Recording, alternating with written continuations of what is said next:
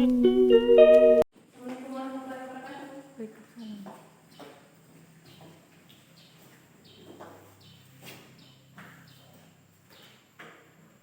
Oke, sebelum belajar hari ini ada baiknya kita berdoa terlebih dahulu agar semua pelajaran hari ini lancar ya. Silakan ketua kelasnya untuk mempersiapkan teman-temannya berdoa.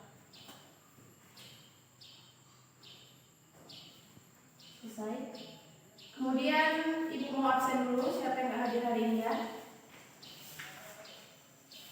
Puja Aprilia hadir.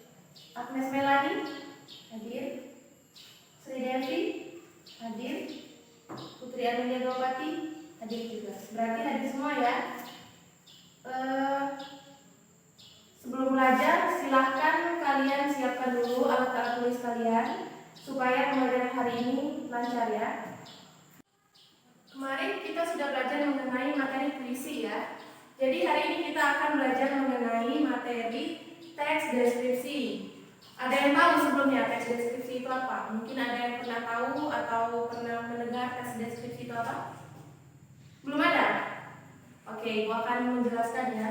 Jadi teks deskripsi itu adalah sebuah paragraf di mana gagasan utamanya digambarkan secara jelas, objek, tempat, peristiwa, atau benda, pokoknya semua bisa dideskripsikan sehingga seorang pembaca bisa merasakan secara langsung apa yang sedang dideskripsikan tersebut.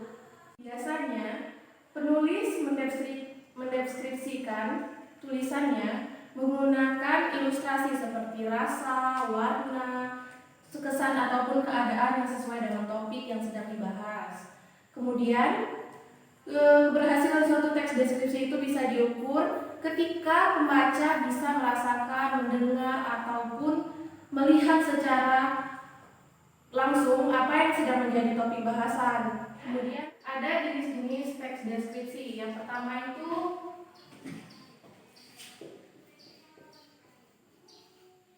teks paragraf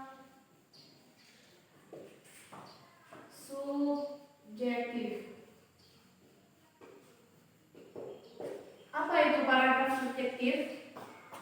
Ya, jadi paragraf subjektif itu adalah suatu paragraf di mana penulisannya menggunakan kesan yang ada di dalam pikiran seorang penulis. Yang setelah itu kemudian ada teks paragraf spasial. Teks paragraf spasial ini adalah jenis teks paragraf yang hanya menggambarkan objek, tempat, ruangan, dan lainnya. Kemudian yang ketiga, itu ada teks paragraf objektif. Teks paragraf objektif ini yaitu suatu paragraf yang hanya menggambarkan objek tersebut secara nyata tanpa melibatkan kesan atau opini seorang penulis. Yang kemudian ada langkah-langkah membuat teks deskripsi. Yang pertama itu menentukan tema yaitu objek. Objek apa yang akan kita jadikan sebagai bahan untuk dideskripsikan. Kemudian langkah kedua yaitu menentukan tujuan. Tujuan apa yang akan kita jadikan alasan sebagai kedepannya jika kita mendeskripsikan itu. Yang langkah ketiga, mengumpulkan dan mengamati langsung apa yang sedang menjadi bahan untuk dideskripsikan. Kemudian yang keempat ada langkah-langkah mengenai yang tadi. Setelah data-data terkumpul, maka data-data tadi kita jadikan kerangka karangan.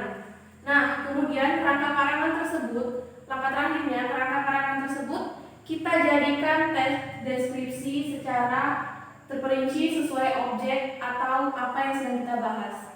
Kemudian ada contoh dari teks deskripsi. Siapa yang bisa mencontohkan teks deskripsi? Oke, belum ada ya. Coba Ibu contohkan. Seperti misalnya, saya mempunyai seekor kucing. Kucing saya bernama Muzi. Muzi ini memiliki bulu yang lebat, tubuh yang besar, dan ekor yang sangat pendek. Muzi sangat mencintai kebersihan karena Muzi selalu membuang air besar di tempat yang telah disediakan. Bisa juga mendeskripsikan tempat, seseorang, ataupun peristiwa, seperti mendeskripsikan ruang kelas ini. Misalnya, ruang kelas ini penuh dengan hiasan-hiasan yang dibuat oleh siswa-siswi SMP Negeri 10 Sekayu. Kemudian di kelas ini terdapat meja-meja yang jajaran dengan rapi. Bisa juga kita mendeskripsikan baju seseorang atau misalnya seperti saya mempunyai teman bernama Sally. Sally ini berkulit putih, bertubuh kecil dan sangat-sangat aktif dalam pembelajaran. Bisa juga hal-hal yang lain di sekitar kita seperti bunga dan apapun itu peristiwa yang terjadi. Setelah mendengar penjelasan Ibu tadi, ada yang mau bertanya? Ayo bertanya kalau mau tahu ya.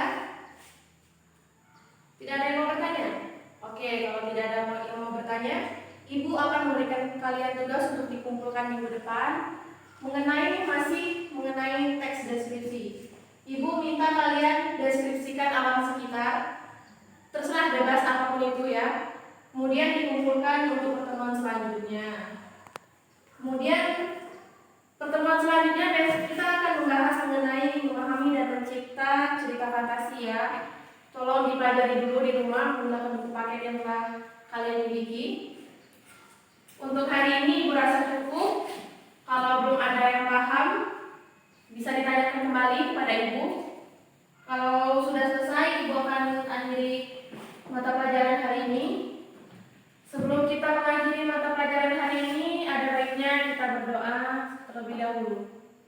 Silakan ketua kelasnya untuk pimpin temannya berdoa.